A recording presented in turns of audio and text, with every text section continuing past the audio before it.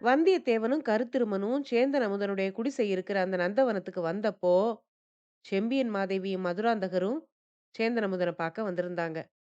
அதே சமயத்துல வைத்தியர் மகன் பினாகபாணியும் தப்பிச்சு போன வந்தியத்தேவனையும் பைத்தியக்காரனையும் பிடிக்கிறதுக்குன்னு கையில வேலோட அங்க வர்றான்.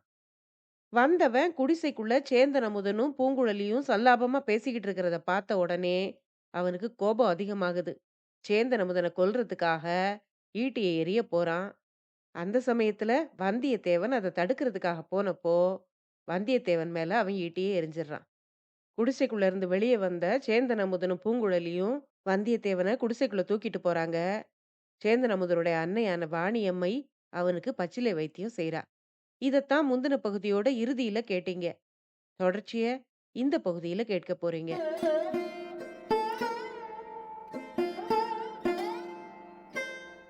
அனைவருக்கும் வணக்கம். நீங்கள் கேட்டுக்கொண்டிருப்பது கதை ரேடியோ தமிழ். அமரர் கல்கி அவர்கள் எழுதிய பொன்னியின் செல்வன் நாவலுடைய இறுதி பாகமான 5வது பாகத்தை கேட்டுட்டு இருக்கீங்க. இதுவரைக்கும் 63 அத்தியாயங்களை கேட்டிருக்கீங்க. தொடர்ச்சிய இந்த பகுதியில கேட்க போறீங்க. கதையை ஆரம்பிக்கிறதுக்கு முன்னால சேனலுக்கு வந்திருக்கிற எல்லாருக்கும் என்னுடைய அன்பான வரவேற்புகள். இப்ப வாங்க கதைக்குள்ள போகலாம். அத்தியாயம் 64 உண்மையை சொல். ஆழ்வார்க்கடியானை வந்தியத்தேவன் கட்டி போட்ட படகு ஆற்று ஓட்டத்தோடு சிறிது தூரம் மிதந்து சென்று கரையிலே ஒதுங்கியது. ஆற்று வெள்ளத்தில் தள்ளிவிடப்பட்ட வீரர்கள் இருவரும் தட்டு தடுமாறி கரை சேர்ந்து அந்த படகு ஒதுங்கி இருந்த இடத்துக்கு வந்து சேர்ந்தார்கள். ஆழ்வார்க்கடியான் படகிலிருந்து இறங்கவில்லை. அவன் படகிலே கட்டுப்பட்ட மாதிரியே இருந்து கொண்டு மற்றவர்களையும் மறைவில் இருக்கும்படி சொன்னான். உண்மை என்னவென்றால் வந்தியத்தேவனும் கருத்திருமனும் தப்பித்து போய்விட வேண்டும் என்பதே ஆழ்வார்க்கடியானுடைய நோக்கமாய் இருந்தது. முதல் மந்திரியின் விருப்பமும் அதுவே என்பதை அவன் தெரிந்து கொண்டிருந்தான். அவ்விருவரும் தஞ்சையில் இருந்தால் பழைய சம்பவங்கள் பலவற்றை குறித்து ஆராய்ச்சி நடத்த வேண்டியதாக ஏற்படும். வந்தியத்தேவன் குற்றமற்றவன் என்பது பற்றி முதல் மந்திரிக்கும் ஆழ்வார்க்கடியானுக்கும் சந்தேகமே இல்லை. ஆனால் அவன் மீது விசாரணை நடத்தினால் பல சங்கடங்கள் ஏற்படும். பலர் மன வருத்தம் அடையும்படி நேரிடும். அருள்மொழிவர்மர் ஒரு அருமையான நண்பனை இழக்கவும், சோழ ராஜ்யம் ஒரு சிறந்த வீர ராஜதந்திரியை இழக்கவும் நேரிடும். வந்தியத்தேவனை பற்றி குந்தவையின் மனோநிலையையும் மணிமேகலையின் வெளிப்படையான ஆர்வத்தையும் முதல் மந்திரி அறிந்திருந்தார். எல்லாவற்றையும் உத்தேசித்துத்தான் வந்தியத்தேவன் தப்பி ஓடுவதற்கு உதவி செய்வதே அச்சமயம் உசிதமானது என்று தீர்மானித்தார். சேந்தன் அமுதனுடைய நந்தவனத்தில் குதிரைகளை கண்டுபிடித்த பிறகு வந்தியத்தேவனும் கருத்திருமனும் இந்த வடவாற்றின் கரையோடுதான் பிரயாணம் செய்வார்கள் என்று திருமலை நம்பி எதிர்பார்த்தான். போகும்போது அவர்களை தடுத்து நிறுத்தி வந்தியத்தேவனிடம் ஒரு செய்தி சொல்லி அனுப்ப வேண்டுமென்று ஆழ்வார்க்கடியான் எண்ணிக்கொண்டு காத்திருந்தான். அவன் எதிர்பார்த்ததைக் காட்டிலும் கொஞ்சம் நேரம் அதிகமாக ஆகிவிட்டது. திருமலை படகிலிருந்து கரையில் இறங்க எத்தனித்த போது தூரத்தில் குதிரைகளின் காலடி சத்தம் கேட்டது. எனவே மறுபடியும் கட்டி போடப்பட்டவனைப் போல் கிடந்தான். குதிரைகள் நெருங்கி வந்ததும், ஓஹோ, யாரங்கே? கொஞ்சம் நில்லுங்கள், என்னை கட்டவிழ்த்து விட்டு போங்கள் என்று கூவினான். ஆனால் குதிரைகள் நிற்காமல் சென்றன. முதலில் வந்த குதிரையின் மேல் இருந்தவன் கருத்திருமன் தான் என்பதை கண்டான். எனவே 2வது குதிரை நெருங்கிய போது, வந்தியத்தேவா, வந்தியத்தேவா, கொஞ்சம் நில்லு என்று பெரும் கூச்சலிட்டான். 2வது குதிரையும் நிற்காமல் போயிற்று. அப்போது அதன் மேல் இருந்தவனை ஆழ்வார்க்கடியான் பார்த்தான். கரை காணாத அதிசயத்தில் ஆழ்ந்தான். அவனை கடந்து அப்பால் சென்ற குதிரைகள் சிறிது தூரம் போன பிறகு நின்றன. ஒரு குதிரை மட்டும் திரும்பி வந்தது. அதன் மேலிருந்து கருத்திருமன் இறங்கினான். இறங்கியவன் படகின் அருகில் வந்தான். பாவம், இன்னுமா கட்டுப்பட்டு கிடக்கிறாய்? எங்களுக்கு எவ்வளவோ பெரிய உதவி செய்தாய். அதற்கு பிரதியாக உன்னை கட்டவிழ்த்து விட்டாவது போகிறேன். ஆனால் உன் தந்திரம் எதையும் என்னிடம் காட்டாதே என்று சொல்லிக்கொண்டே அவன் குனிந்தபோது திருமலை திடீரென்று கரையில் பாய்ந்து அவன் கழுத்தை பிடித்து கீழே தள்ளிவிட்டான். அதை சிறிதும் எதிர்பாராத கருத்திருமன் சிறிது நேரம் திகைத்து செயலிழந்து கிடந்தான். பிறகு, ஐயோ அப்பா, என்னை விட்டுவிடு, உனக்கு புண்ணியம் உண்டு. நல்லது செய்ய வந்தவனுக்கு இப்படி நம்பிக்கை துரோகம் செய்யலாமா? அதோ உன் சிநேகிதன் வந்தியத்தேவன் காத்திருக்கிறான். அவன் இங்கு வந்து உன்னுடைய காரியத்தை பார்த்தால் என்ன நினைப்பான்? நீ உயிரோடு தப்ப முடியாது. என்னை விட்டுவிடு அப்பனே, விட்டுவிடு என்று பரிதாபமாக புலம்பினான். ஆழ்வார்க்கடியான், அடேய்! எவ்வளவு துணிச்சலாக பொய் சொல்லுகிறாய்! அந்த குதிரையின் மேல் இருப்பவன் யார்? உண்மையைச் சொல். சொன்னால் விட்டு விடுகிறேன். இல்லாவிட்டால் அடுத்த நிமிஷம் உன் உடம்பில் உயிர் இருக்காது என்றான். ஆமாம், பொய்தான் சொன்னேன். உன்னை ஏமாற்ற முடியாதுதான். அந்த குதிரையில் இருப்பவன் வந்தியத்தேவன் அல்ல. இளவரசர் மதுராந்தகர். என்னை விட்டுவிடு. அவரிடம் உனக்கு வேண்டிய பரிசுகள் வாங்கித் தருவேன் என்றான் கருத்திருமன். பரிசுகள் இருக்கட்டும். வந்தியத்தேவனை எங்கே? என்றான் திருமலை. அவன் அந்த நந்தவன குடிசைக்கு அருகில் குதிரையிலிருந்து இறங்கிப் போனான். அப்புறம் அவனைக் காணவில்லை என்றான் கருத்திருமன். சரி, நீங்கள் இருவரும் எங்கே போகிறீர்கள் என்று கேட்டான் திருமலை. வந்தியத்தேவனுடன் நான் போக உத்தேசித்திருந்த இடத்துக்குத்தான் என்றான் அவன்.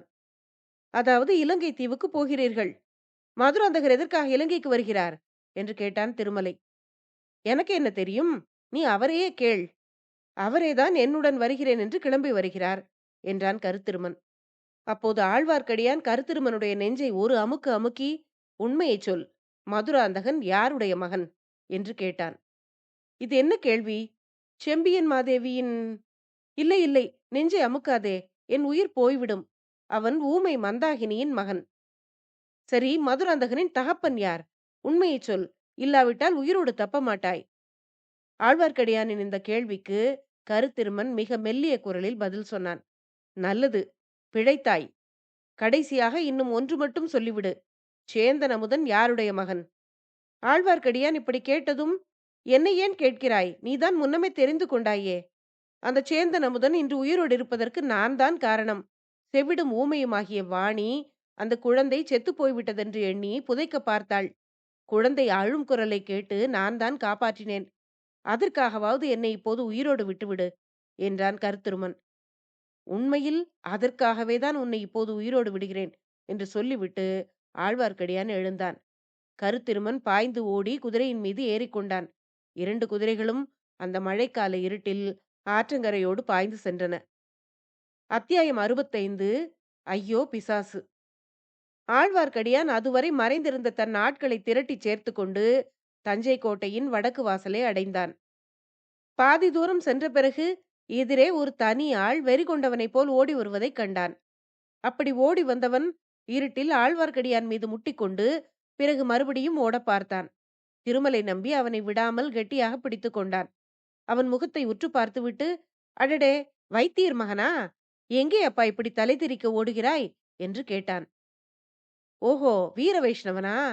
நான் பேயோ பிசாசோ என்று பயந்து போனேன். நல்லது. நீ எத்தனை தூரத்திலிருந்து இக்கரையோடு வருகிறாய்? எதிரே 2 குதிரைகள் மீது 2 ஆட்கள் போனார்களா என்று கேட்டான். ஆமாம், போனார்கள். அவர்களைப் பற்றி உனக்கு என்ன என்று கேட்டான் திருமலை. அவர்கள் யார் என்று தெரிந்தால் நீ இப்படி கேள்வி கேட்க மாட்டாய். அவர்களில் ஒருவனையாவது உனக்கு அடையாளம் தெரியவில்லையா என்று கேட்டான் பினாகபாணி. ஒருவன் மட்டும் எனக்கு தெரிந்த ஆள் மாதிரிதான் தோன்றியது. வந்தியத்தேவனைப் போல தோன்றியது. ஆனால் அப்படி இருக்க முடியாது என்று தீர்மானித்துக் கொண்டேன். அட பாவி, அப்படியா தீர்மானித்தாய்? அவன் சாட்சாத் வந்தியத்தேவன்தான். பாதாள சிறையில் இருந்த அவன் இன்னொரு பைத்தியக்காரனுடன் சிறையிலிருந்து தப்பிவிட்டான். என்னை கட்டி போட்டுவிட்டு அவர்கள் ஓடிவிட்டார்கள். அடடே, நல்ல வேலை செய்தார்கள். அவர்கள் உன்னை கட்டி போடும்போது உன் கைகள் என்னப்பா செய்து கொண்டிருந்தன?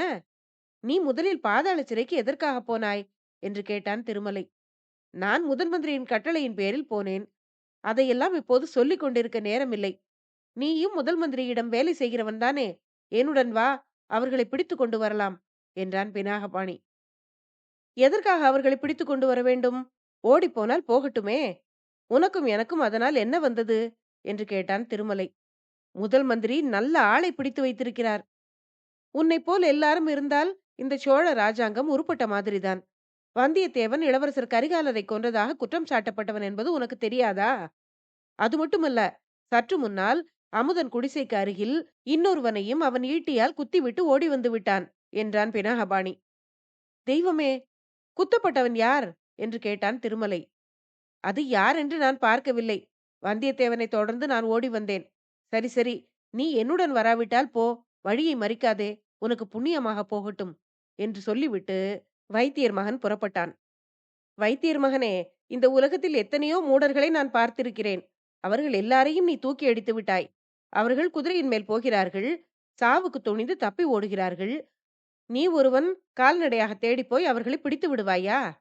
ஆழ்வார்க்கடியான் இப்படிக் கேட்டதும், நீ சொல்வது உண்மைதான். அதனாலே தான் உன்னையும் துணைக்கு வரும்படி கூப்பிட்டேன். நீ வர மறுக்கிறாய் என்றான் வைத்தியர் மகன். நான் வந்து என்ன செய்வது? நான் போகிறவர்களைத் தடுத்து நிறுத்தப் பார்த்தேன். ஒருவன் கையில் இருந்த தடியினால் என்னை நன்றாகப் போட்டான். வாங்கிக் கொண்டு வந்தேன். இன்னும் அந்த வலி தீரவில்லை. எனக்கு அவ்வளவாக சண்டை போட்டு பழக்கமில்லை. ஆமாம், உன் கையில் என்ன? இரத்தக்கரை மாதிரி அல்லவா இருக்கிறது என்று வைத்தியர் மகனைப் பார்த்து கேட்டான். சிறையிலே அவர்கள் என்னை தாக்கி காயப்படுத்தி விட்டார்கள்.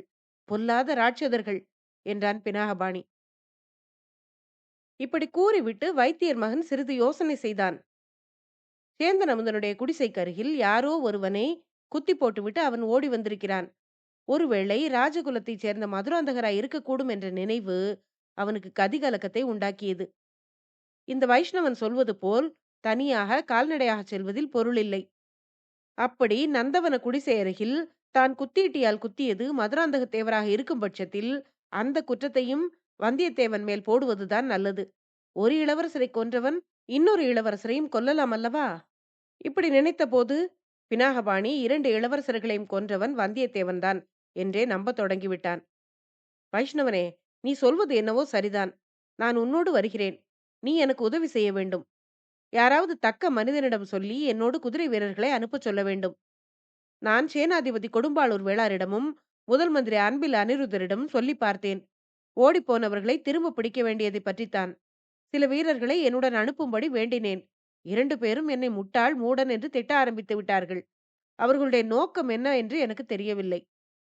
அவர்கள் கூறியபடி நான் மூடனோ முட்டாளோ இல்லை என்று நிரூபிக்கத்தான் தனியாகவாவது போகலாம் என்று கிளம்பினேன்.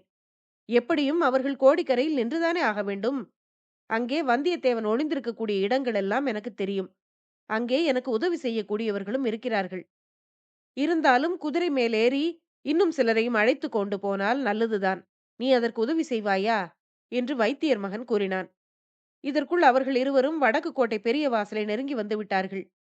ராஜபாட்டையில் வடக்கே சற்று தூரத்தில் அம்பாரி வைத்த யானைகளும் குதிரைகளும் காலாள் வீரர்கள் பலரும் கும்பலாக வந்து கொண்டிருந்தது தெரிந்தது.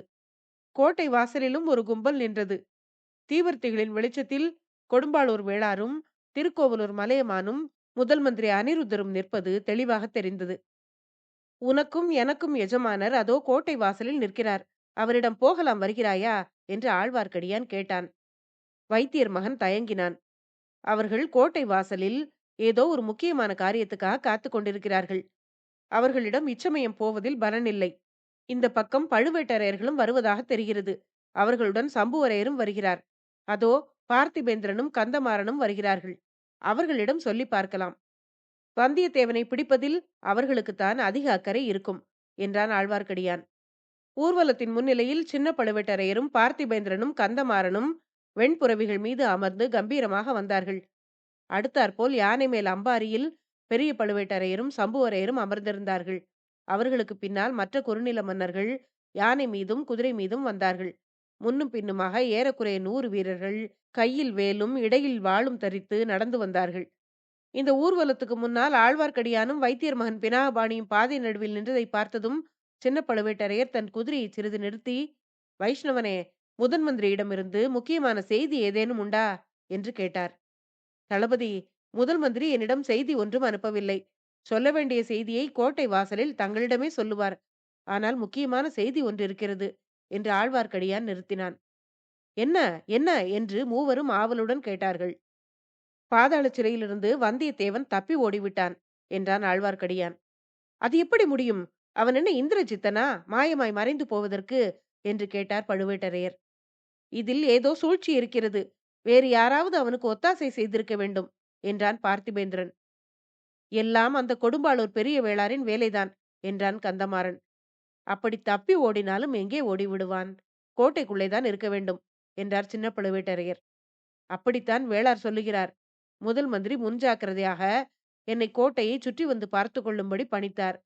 கடம்பூர் வம்சத்தின் மீது அபவாதம் எதுவும் ஏற்படக்கூடாது என்று முதல் மந்திரி கவலைப்படுகிறார். அப்படி கவலை உள்ளவர் ஒருவராவது இருக்கிறாரே, அந்த வரைக்கும் மிகவும் திருப்தியான காரியம் என்று கூறினான் கந்தமாறன். அப்போது பார்த்திபேந்திரன் ஆழ்வார்க்கடியானை பார்த்து, வைஷ்ணவனே, உண்மையை சொல். தப்பி ஓடுவதை தடுப்பதற்காக நீ சுற்றி வந்தாயா? அல்லது உதவி செய்வதற்காக சுற்றி வருகிறாயா என்று கேட்டான். அவனுக்கு வைஷ்ணவன் மேல் எப்போதும் சந்தேகம்தான். ஐயா, வேறு சந்தர்ப்பமாயிருந்தால் தங்களுக்கு வேறு விதமாக பதில் சொல்வேன். இப்போது நாம் சொந்தத்தில் சண்டை போடும் சமயம் அல்ல. இந்த வைத்தியர் மகன் பினாகபாணி ஒரு விசித்திரமான செய்தியை கூறுகிறான். 2 பேர் குதிரைகள் மீது ஏறிப் போனதாகவும், அவர்கள்தான் சிறையிலிருந்து தப்பி ஓடிய வந்தியத்தேவனும் கருத்திருமனும் என்று சொல்லுகிறான். 2 பேர் குதிரை மேலேறி இந்த சாலை வழியாக விரைவாகப் போனதை நானும் பார்த்தேன் என்றான். பினாகபாணி, இந்த வைஷ்ணவன் சொல்லுவது உண்மையா என்றார் சின்ன பழுவேட்டரையர். சத்தியம் ஐயா என்றான் வைத்தியர் மகன். பின்னே உடனே போய் முதல் மந்திரியிடமாவது வேளாரிடமாவது சொல்லுவதற்கென்ன என்று கேட்டார் சின்ன பழுவேட்டரையர். அவர்கள் இருவருக்கும் என் பேரில் அசாத்திய கோபம் ஐயா. அவர்களை நான் தான் தப்ப விட்டு விட்டேன் என்று அவர்கள் நினைக்கிறார்கள் என்றான் பினாகபாணி. அது எப்படி என்று கேட்டார் சின்ன பழுவேட்டரையர். பாண்டியர்களின் கிரீடமும் ரத்னஹாரமும் இருக்கும் இடம் தெரியும் என்று ஒரு பைத்தியக்காரன் பாதாள சிறையில் சொல்லிக் கொண்டிருந்தான் அல்லவா? அவனை அழைத்து வருவதற்காக அனிருத்தர் என்னை அனுப்பினார். அதற்காக போன இடத்தில் வந்தியத்தேவனும் அந்த பைத்தியக்காரனும் சேர்ந்து என்னை பாதாள சிறையிலே கட்டி போட்டுவிட்டு தப்பி ஓடிவிட்டார்கள் என்றான் பினாகபாணி. போயும் போய் முதல் மந்திரிக்கு உன்னை மாதிரி ஒரு முட்டாள்தானா இந்த காரியத்துக்கு அகப்பட்டான் என்று கூறிவிட்டு பார்த்திபேந்திர பல்லவன் சிரித்தான். வைத்தியர் மகன் கோபமாக, ஐயா, நீங்கள் சிரிப்பதற்காக நான் இங்கே வரவில்லை. உதவி செய்வதாயிருந்தால் செய்யுங்கள். என்னுடன் 4 குதிரை வீரர்களை அனுப்புங்கள். எனக்கும் ஒரு குதிரை கொடுங்கள். தப்பி ஓடியவர்களை பிடித்துக் கொண்டு வருவது என் பொறுப்பு. ஏற்கனவே எனக்கு இட்ட காரியங்களை நான் இதற்கு முன் நிறைவேற்றவில்லையா? தளபதி சின்ன பழுவேட்டரையருக்கு தெரியுமே என்றான் வைத்தியர் மகன் பினாகபாணி. நீ என்ன சொல்லுகிறாய் பார்த்திபேந்திரா என்று சின்ன பழுவேட்டரையர் அவனை கேட்டார். அனுப்ப வேண்டியதுதான். சக்கரவர்த்தி உங்களை திரும்ப அழைத்து வரும் பொறுப்பை என்னிடம் ஒப்புவித்திருக்கிறார்.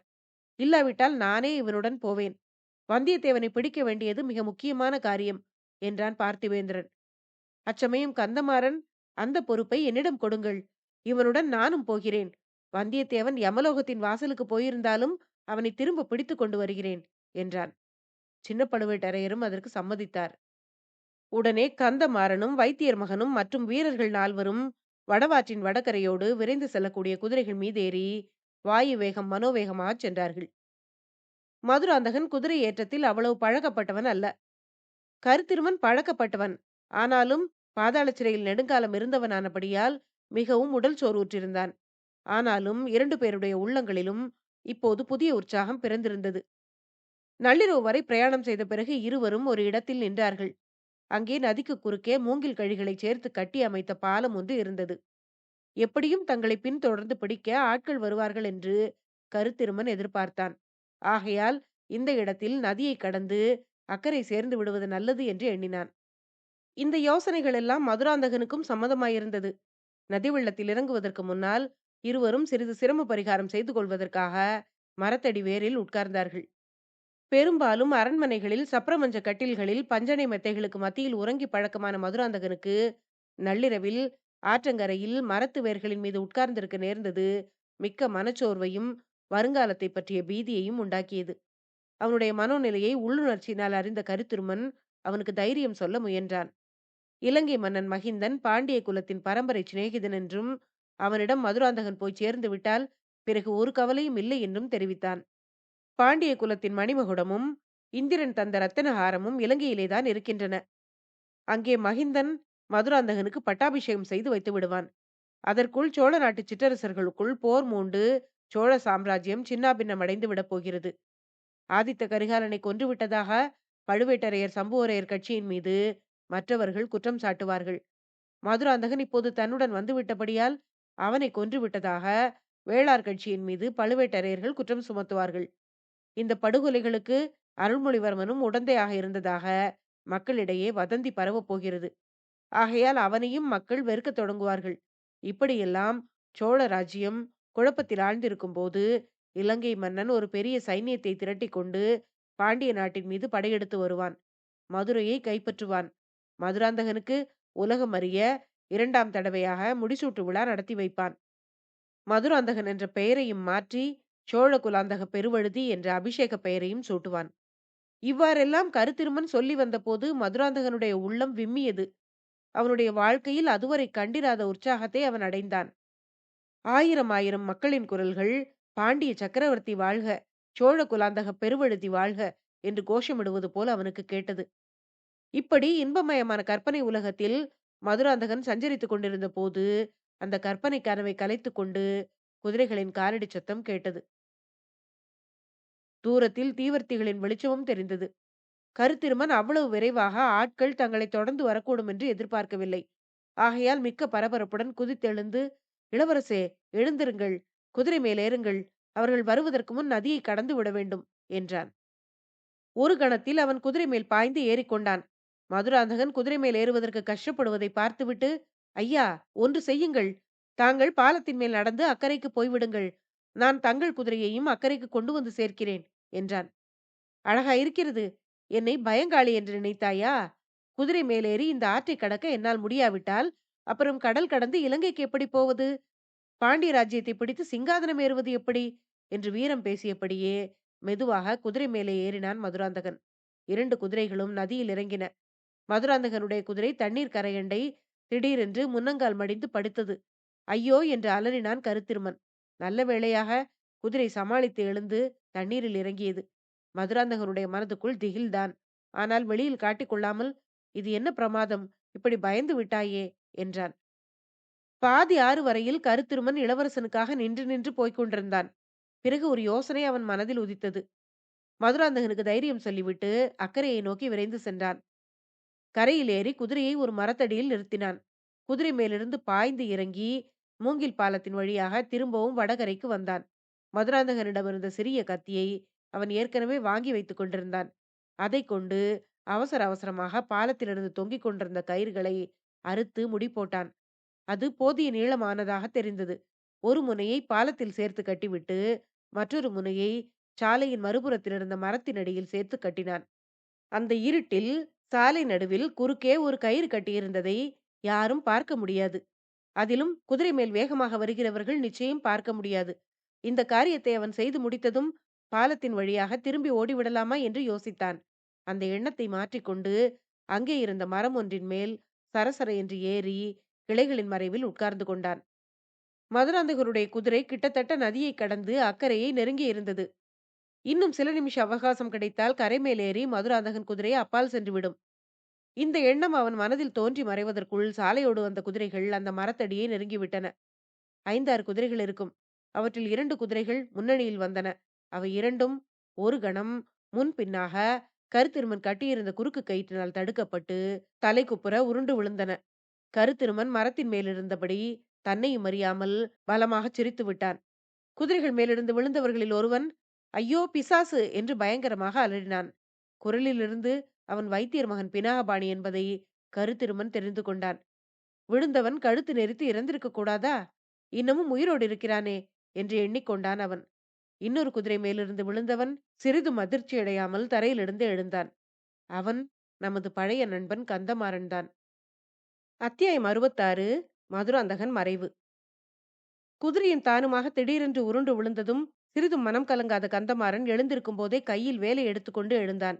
அவனுடைய நோக்கம் ஏற்கனவே மறுகரையை அணுகிக் கொண்டிருந்த குதிரையின் பேரில் சென்றுவிட்டது. அக்குதிரை மேல் ஏறிக் கொண்டிருந்தவன் சந்தேகமின்றி வந்தியத்தேவன் தான் என்று அவன் நிச்சயித்துக் கொண்டான். வந்தியத்தேவன் மேல் கந்தமாறன் கொண்டிருந்த பழைய சிநேகம் இப்போது கடும் பகையாக மாறியிருந்தது. பல விதத்திலும் வந்தியத்தேவன் சிநேக துரோகம் செய்துவிட்டதாக அவன் எண்ணினான். தனக்கும் தன் குடும்பத்துக்கும் நேர்ந்த அபகீர்த்திக்கெல்லாம் காரணம் வந்தியத்தேவன்தான். இவற்றையெல்லாம் விட தனது அருமை சகோதரி மணிமேகலையின் மனதை கெடுத்து விட்டதன் பொருட்டு கந்தமாறனுக்கு வந்தியத்தேவன் மீது அளவில்லாத கோபம் பொங்கிக் கொண்டிருந்தது. அவ்வளவு பெரிய பாதகங்களை செய்துவிட்ட வந்தியத்தேவன் உயிர் தப்பி ஓடும்படி விடுவதா? அதை நான் பார்த்து கொண்டிருப்பதா? ஒரு நாளும் இல்லை. வந்தியத்தேவனை உயிரோடு பிடித்துக் கொண்டு போக முடியுமானால் நல்லதுதான். முடியாத வரையில் அவனை கொன்று தொலைத்து விட்டோம் என்ற ஆறுதலுடனாவது இங்கிருந்து திரும்பி போக வேண்டும். இந்த தீர்மானத்துடனேதான் கந்தமாறன் அந்த மனித வேட்டைக்கு புறப்பட்டான். இப்போது அவனுடைய குதிரை எதிர்பாராத விதமாக தடுக்கி விழுந்து விட்டது. அது இனி பிழைப்பதே கஷ்டம்தான். வைத்தியர் மகன் பினாகபாணியின் குதிரைக்கும் அதே கதிதான். வந்தியத்தேவனோ நதியின் அக்கறையை நெருங்கிவிட்டான். ஆகையால் அவனை கொன்று விடுவதே செய்யத்தக்கது. இவ்வளவு எண்ணங்களும் கந்தமாறனுடைய உள்ளத்தில் சிலகண நேரத்தில் தோன்றி மறைந்தன. எனவே தரையிலிருந்து எழுந்து நின்றதும் கால்களை நன்றாக ஊன்றிக்கொண்டு கையில் இருந்த வேலை உயர்த்தி குறிபார்த்து பலங்கொண்ட மட்டும் வீசி எறிந்தான். அவன் எறிந்த வேல் வீர் என்ற சத்தத்துடன் சென்று கண்மூடி திறக்கும் நேரத்தில் மதுராந்தகன் மேல் பாய்ந்தது. வீல் என்று சத்தமிட்டுவிட்டு மதுராந்தகன் தண்ணீரில் விழுந்தான். குதிரை மட்டும் தட்டு தடுமாறி கரை மேல் ஏற முயன்றது. மிகச் சொற்ப நேரத்துக்குள் நடந்துவிட்ட மேற்கூறிய நிகழ்ச்சிகளை எல்லாம் மரக்கிளையிலிருந்து பார்த்து கொண்டிருந்த கருத்திருமன் உள்ளம் பதறி உடல் நடுங்கினான். இப்படியெல்லாம் நடக்கக்கூடும் என்று அவன் எதிர்பார்க்கவே இல்லை. கீழே விழுந்தவர்களில் ஒருவன் எழுந்து நின்று வேலெறிய, அதுவும் மதுராந்தகன் மேல் குறி தவறாமல் சென்று பாய்ந்து அவனை வெள்ளத்தில் வீழ்த்திவிட்டது. இதனால் ஏற்பட்ட முதல் அதிர்ச்சியை சமாளித்துக் கொண்டு பயங்கரமான கூக்குரலுடன் அவன் கீழே பாய்ந்தான். ஆத்திர வெறியினால் ஏற்பட்ட ராட்சத பலத்துடன் கந்தமாறனை தாக்கி கீழே தள்ளிவிட்டு அப்பால் சென்றபோது, அப்போதுதான் தட்டு தடுமாறி எழுந்து கொண்டிருந்த வைத்தியர் மகன் அவனை தடுக்க பார்த்தான். பினாகபாணிக்கு இதற்குள் பிசாசு பயம் நீங்கி மரத்தின் மேலிருந்தவன் கருத்திருமன் என்பது தெரிந்து போயிருந்தது. கருத்திருமன் தன் உள்ளத்தில் பொங்கிய கோபத்தை எல்லாம் செலுத்தி கையில் இருந்த சிறிய கத்தியால் பினாகபாணியை குத்தி கீழே தள்ளிவிட்டு பாலத்தை நோக்கி ஓடினான். கந்தமாறன், பிடியுங்கள், பிடியுங்கள், பாலத்தின் மேல் ஓடுகிறவனை பிடியுங்கள் என்று கூவினான். 4 பேரும் குதிரை மேலிருந்து தடதடவென்று குதித்து பாலத்தின் முன்னால் சென்ற கருத்திருமனை தொடர்ந்து ஓடினார்கள். கத்தியினால் குத்தப்பட்டு படுகாயமுற்றிருந்த வைத்தியர் மகனும் ஆவேசங்கொண்டு எழுந்து அவனை பின்தொடர்ந்து பாலத்தின் மீது சென்றான். ஆனால் 5-6 அடி எடுத்து வைப்பதற்குள் அவனுடைய ஜீவசக்தி குன்றிவிட்டது. கண்கள் இருண்டன, தலை சுற்றியது. காலை ஊன்றி நிற்க பார்த்தும் முடியாமல் தள்ளாடி நதி வெள்ளத்தில் விழுந்தான் அவன். அவ்வாறு அவன் விழுந்ததை முன்னால் சென்றவர்கள் யாரும் கவனிக்கவில்லை. பாவம், எத்தனையோ மனோராஜ்யங்கள் செய்து கொண்டிருந்த வைத்தியர் மகன் பினாகபாணி தன்னுடைய ஆசைகள் எதுவும் நிறைவேற பெறாதவனாக உயிர் நீத்தான். கந்தமாறனை தாக்கி தள்ளிவிட்டு வைத்தியர் மகனை கத்தியால் குத்திவிட்டு மூங்கில் பாலத்தின் மீது ஓடிய கருத்திருமன் அந்த பாலத்தின் 3/4 பங்கு தூரம் கடந்ததும் ஒரு கணம் நின்று திரும்பி பார்த்தான். குதிரை மீது வந்த ஆட்கள் கீழே குதித்து பாலத்தின் முனையை அடைந்திருப்பதை கவனித்தான். உடனே அவன் ஒரு விந்தையான காரியம் செய்தான். அவன் நின்ற இடத்தில் மூங்கில் கழிகளை ஒன்றோடொன்று சேர்த்து கட்டியிருந்ததுடன் கீழேயும் முட்டு கொடுத்து நிறுத்தியிருந்தன. பினாகபாணியை குத்திய அதே கத்தியினால் அந்த கட்டுக்களை சடசட என்று அறுத்து விட்டான். கீழே முட்டு கொடுத்திருந்த கழிகளையும் காலினால் உதைத்து தள்ளிவிட்டு மேலே விரைந்து ஓடினான். மறுகணம் அந்த மூங்கில் பாலத்தின் ஒரு பகுதி தனியாக பீய்த்து கொண்டு புறப்பட்டு ஆற்று வெள்ளத்தோடு மிதந்து செல்ல தொடங்கியது. பாலத்தின் மேல் ஓடி வந்தவர்கள் அவ்விதம் அங்கே பாலம் பீய்த்து கொண்டு போனதை கவனிக்காமல் மேலே மேலே ஓடி வந்து ஒவ்வொருவராக வெள்ளத்தில் விழுந்தார்கள். அவர்கள் எல்லாருக்கும் கடைசியாக வந்த கந்தமாறன் மட்டுமே ஆற்றில் விழாமல் தப்பினான். எதிர்பாராமல் வெள்ளத்தில் விழுந்தவர்கள் தண்ணீரை குடித்து திணறி திண்டாடிய பிறகு வெளியே தலையை நீட்டினார்கள். அவர்களை முதலில் கந்தமாறன் நன்றாக திட்டினான். பிறகு பாலத்திலிருந்த இன்னும் சில மூங்கில் கழிகளை பிடுங்கி தெப்பத்தை போல் கட்டும்படி செய்தான். அதை வெள்ளத்தில் மிதக்கவிட்டு கந்தமாறனும் மற்ற இருவரும் அதை பிடித்து கொண்டு மிதந்து அக்கறையை அடைந்தார்கள். அதற்கு சற்று முன்னால் தட்டு தடுமாறி அக்கறை சேர்ந்திருந்த மற்ற 2 வீரர்களையும் அவன் சந்தித்தான்.